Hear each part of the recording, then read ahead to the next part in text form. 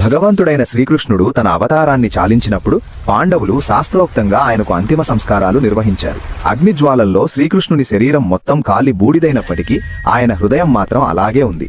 అది ఒక దివ్యశక్తిలా ఏమాత్రం దెబ్బతినకుండా సురక్షితంగా ఉంది. పాండవులు ఆ పవిత్ర హృదయాన్ని నీటిలో వదిలిపెట్టారు. కాలక్రమేణా ఆ హృదయం ఒక దివ్యమైన చెక్క ముక్కగా లేదా కాష్ఠంగా మారింది.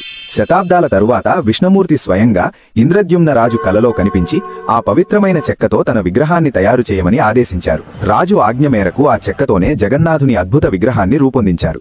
ఈ విగ్రహం లోపల శ్రీకృష్ణుని అమర హృదయం దాగి ఉందని నమ్ముతారు.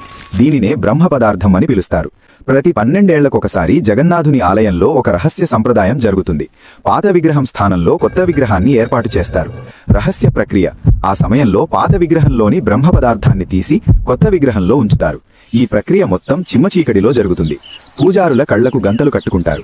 ఈ పవిత్ర కార్యం చేసే పూజారులు కళ్లకు గంతలు కట్టుకుంటారు. ఆ దివ్యశక్తిని చూసే సామర్థ్యం ఎవరికీ లేడని, చూస్తే ప్రమాదమని నమ్ముతారు. ఈ కారణం చేతనే జగన్నాథస్వామి నేటికీ సజీవంగా ఉన్న దైవంగా కొలవబడుతున్నారు.